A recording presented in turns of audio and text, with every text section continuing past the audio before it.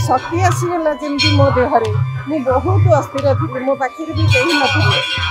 बहुत अस्थिर थी मुझे दर्शन कलापर जमी शक्ति आसीगला मो देहरे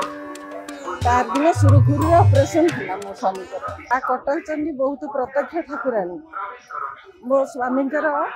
अल्सर ऑपरेशन होबार थिला बहुत अस्थिर लगिला मते राति आसिलु हो गलानी 7-8 वर्ष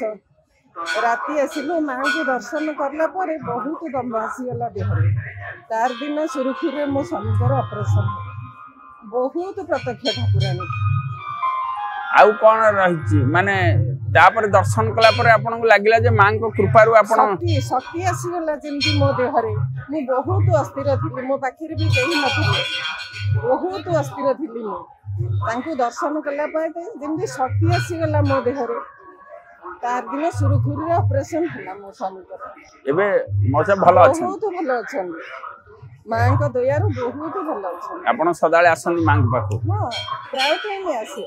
हम घर ढंकेना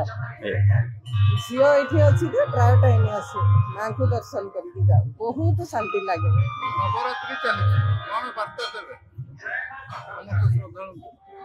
मां समस्तंकर मंगल करंतु नवरात्रि रे एति कहूची मां समस्तंकर मंगल करंतु सर्वे भवन्तु सुखिनः सर्वे सन्तु निरामय सर्वे भद्राणि पश्यन्तु मां कश्चित् दुःखः नाटा